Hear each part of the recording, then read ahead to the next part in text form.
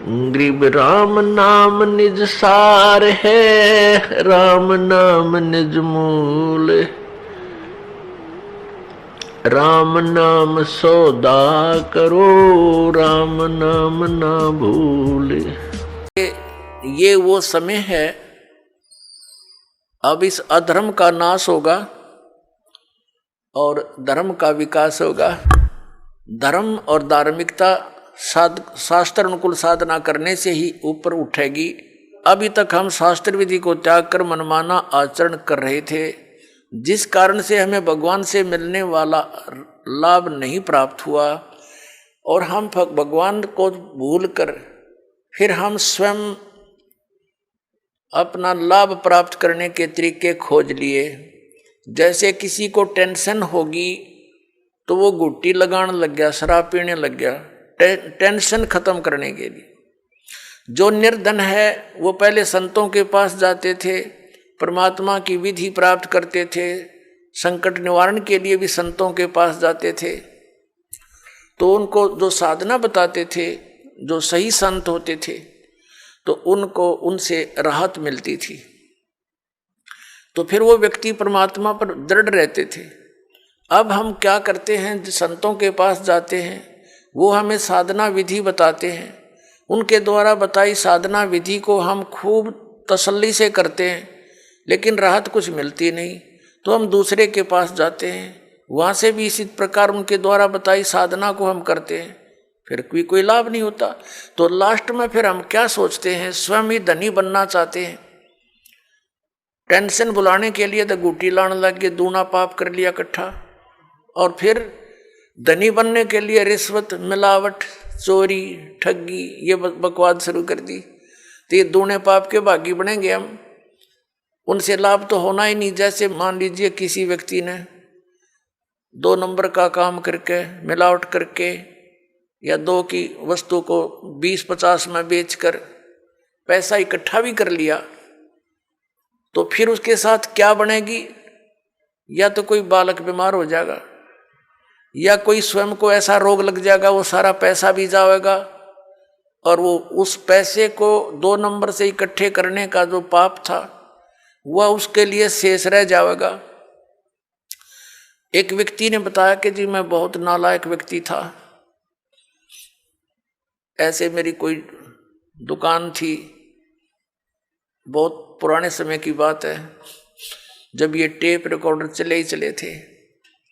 वो कह रहा था उसका रिफल जो था इस कैसेट का, एक ऑडियो कैसेट चाली थी, टेप में चला करते, वो लिया करता मैं तोल के भाव थे, और मुझे टोटल वो सारा कुछ 2 रुपये में पड़ता था। उस पर सोनी की स्टैंप लगी हुई होती थी, और उसको मैं 32-30 रुपये में बेचता था, और वो तो टूट जाती थी 10-5 दिन में। फिर मैं उनको धमका देता था, मैं क्या करूं, तुम्हारा इंस्ट्रूमेंट खराब होगा। अब उस टाइम तो मुझे खूब पैसा आता नजर आ था, मैं ठाठम ठाठ समझ रहा था। फिर मेरा इकलौता पुत्र रोगी हो गया, और उसके पहले तो लोकल डॉक्टरों को दिखाया, उनसे इलाज नहीं हुआ। किसी ने बताया कि वहाँ संत के पास जाओ, वहाँ जाओ, झाड़ा लगवाओ, झाड़ फूक भी साथ में दवाई भी चलती रही। फिर 1 वर्ष तो ऐसे चला, कुछ कभी राहत हो जा, कभी फिर बीमार हो जा। लास्ट में पता चला कि उसकी दोनों किडनी फेल होगी। उसके लिए ऑल इंडिया इंस्टीट्यूट दिल्ली में गए। उस समय दोनों किडनी फेल होगी और गुर्दे बदलवाए, उसके एक गुर्दा बदलवाया। लगभग हमारा 3 लाख रुपए खर्च हो गया, 3.5 लाख के आसपास टोटल, जब से वो रोगी हुआ था। लड़का स्वस्थ हो गया, कोई बात नहीं, जो नुकसान हुआ सब्र किया। उसके विवाह की तैयारी कर रहे थे। 6 महीने के बाद, स्वस्थ होने के 6 महीने के बाद वही लड़का बस दुर्घटना में एक्सपायर हो गया। अब टक्कर मार के रो रहा हूं। जब से ये ज्ञान सुना है उस समय मुझे वो कुकर्म याद आते हैं मेरे, कि जिस बेटे को सुखी बनाने के लिए मैंने ये ऐसे जुल्म किए थे, वो बेटा भी ना रहा और वो धन भी ना रहा। अब मैंने बता कि अब तेरे पास क्या रहा, जो तूने पाप इकट्ठे करे थे वो धन इकट्ठा करने में वो तेरे पास ज्यों के तू सुरक्षित है। अब इसने धर ले दिए सिर पे वहां धर्मराज के दरबार में। तो फिर उसने दीक्षा ली। पुण्यात्माओं, गलती इंसानों पर बहुत भक्तों पर हो जाती है, लेकिन जब तक उसको ये पाप नाशक औषधि नहीं मिलेगी वो पाप उसके ज्यों के त्यों रखे रहेंगे। तो कबीर परमात्मा दयालु हैं, उनको ये मालूम है कि ये बच्चे काल से भ्रमित ये ऐसी गलतियां कर रहे हैं, वो दयालु हैं। जैसे पुण्यात्माओं, जब तक आपको ये ज्ञान नहीं होता और आपने जो भी गलती कर दी वो अक्षम्य है, माफ करने योग्य है, और अब ज्ञान होने के बाद बकवाद करोगे तो फिर आपको अक्षमा नहीं होगी। जैसे बच्चा अबोध होता है, छोटा सा बालक होता है, पालने में झूल रहा है और उसने टट्टी पेशाब दोनों कर दिए और सब कपड़े भी खराब कर लिए, हाथ पैर भी ऐसे खराब कर लिए। माता आती है, वो देखती है कि इसने सारा कुछ बिगाड़ दिया काम, लेकिन वो उसे अक्षुब्ध नहीं होती, नाराज नहीं होती। उसको मालूम है कि इसको पता नहीं। उसको नवावेगी, धोएगी कपड़े, स्वच्छ कपड़े पहनावेगी, प्यार करेगी, फिर दूध पिलावेगी और फिर सुलावेगी। और जब वो बच्चा बड़ा हो जा और वो कितने कपड़ा में बैठ कर टट्टी कर दे, उसका दो धरेगी दड़ाक और बाहर पटकेगी, हन्नू कहेगी ला दो गई ना अपने आप। तो ऐसे पुण्यात्माओं, जब तक हम अबोध हैं, हमें यह ज्ञान प्राप्त नहीं हुआ, तब तक तो हम ऐसे थे, गलती करके हम अपने पापों से सने पड़े हैं। तो ये परमात्मा कबीर जी दयालु हैं, ये अपने बच्चों को धोएंगे। इन पाप नाशक दवाई है मालिक के पास, इनके पास एक मंत्र है जो दास आपको देगा, आपके सभी पापों का नाश कर देंगे, आपके प्रारब्ध के पापों का भी नाश करेंगे, आपके संचित पापों का भी नाश इस मंत्र से होगा। जैसे फसल में पहले खरपतवार हो जाता था तो उसका कोई विकल्प नहीं था, कुछ एक तो कसोले कस्सी से उसको थोड़ा बहुत खुरच देते थे, वो फिर भी हो जाता था। जब फसल बड़ी हो जाती थी तो उसका कोई विकल्प नहीं था, वो साथ ही पला करता था फसल के।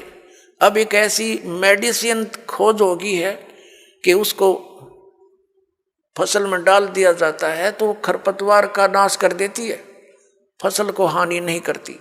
इसी प्रकार ये मटेरियल यानी ये केमिकल और ये साल्ट पहले विद्यमान थे लेकिन खोज नहीं थी। इसी प्रकार ये मंत्र परमात्मा ने पहले ही हमारे सदग्रंथों में विद्यमान कर रखे थे, ये हाथ नहीं लगे थे। अब इसकी खोज होगी, इस दास के पास उपलब्ध है, और इसे सब पाप नाश हो जाएंगे और आपके पुण्य शेष रह जाएंगे।